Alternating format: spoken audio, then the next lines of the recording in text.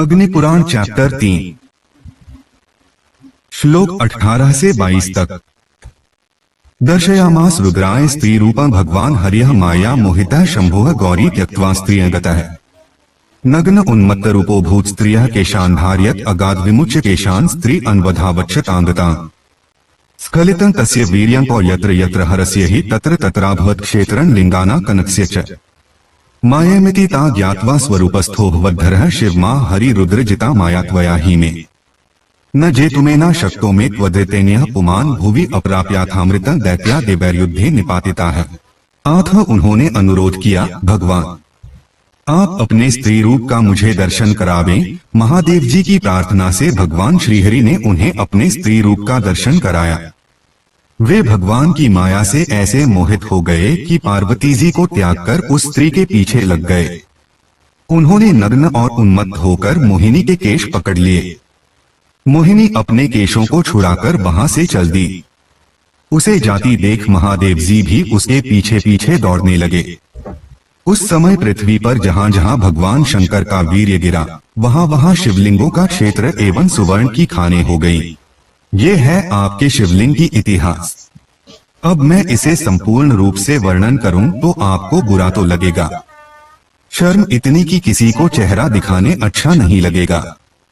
आपकी पूरी दैविक लीला अश्लीलता की ऐसी ही कहानियां हैं जो एक सभ्य इंसान कतई बर्दाश्त नहीं करेगा। आपने हमारी शास्त्र और शरिया के बारे में अज्ञानता से जबरदस्ती झूठ और बनी बनाई कहानियां गढ़कर पूरी इंटरनेट भर दिया है।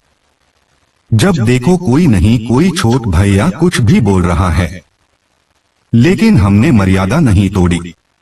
जवाब देते तो तू मैं होना था। बुराई जितनी करनी कुछ भी बाकी नहीं रखा आपने।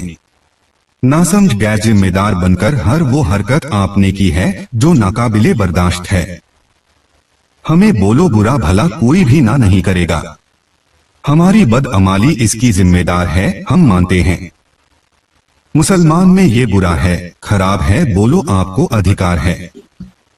लेकिन आपने उस शख्सियत तक को अपनी दुर्व्यवहार का शिकार बना रखा है जिसकी एलानिया लकब ही रहमतुल लिल आलामीन है। नीच पने की हद दर्जा आपने सफर कर ली, लेकिन फिर भी बाकी है।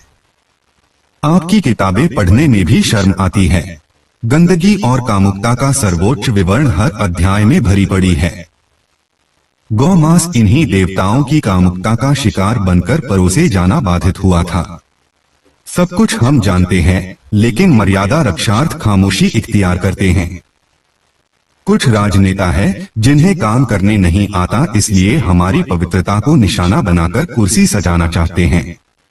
लेकिन आपको समझ नहीं आता, उन बद्दिमाग बदनुमा राजनीति के कंगाल भिखारियों द्वारा जिस प्रकार इंसानी मानसिक प्रवृत्ति सुधार की बुनियादी धारा प्रवाह को त्याग देकर झूठ वृद्धि से इस प्रवाह को बिगाड़ने की कार्य निर्वहन हो रही है, इससे केवल आप हमारी बर्बादी की कारण नहीं बन रहे हो, बल्कि अपनी खुद की नस्ले तबाही की जिम्मेदार खुद बन रहे हो।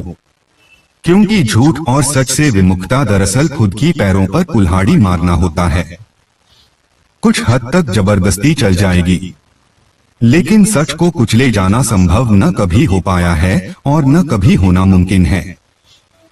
याद रखना दोस्त, जो कोई भी तुम्हें दूर भविष्य के लिए मार्गदर्शन देने आता हो, उसकी सच्चाई निर्भर करती है दो केंद्र बिंदुओं पर। एक, वो खुद आपके रक्षा के लिए त्यागी कितना है, और दो, इंसानी मानसिक प्रवृत्ति सुधार की बुनियादी धारा प्रवाह के सिद्धांत पर मार्गदर्शन होना। अगर इन दो बातों से मेल नहीं खाता हो तो याद रखना वो आपको गुमराह बनाने आया है। और इस वक्त ये जितने निकम्मे राजनैतिक हिंदू चिल्ला रहे हैं, उनमें इन दोनों नैतिकता के मौलिक सिद्धांत के कौन सी तार जोड़ी है, जरा खुद हिसाब निकाल लेना तो आपको पता चल जाएगा ये क्या कर रहे हैं।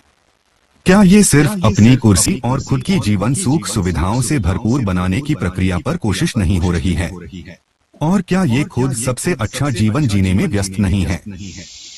दूसरों के लिए सुख सुविधा चाहने वाले कभी भी खुद अपनी जीवन सुख सुविधामय नहीं बना पाते, प्राकृतिक नहीं है।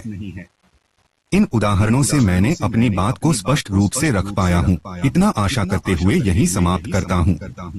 धन्यवाद।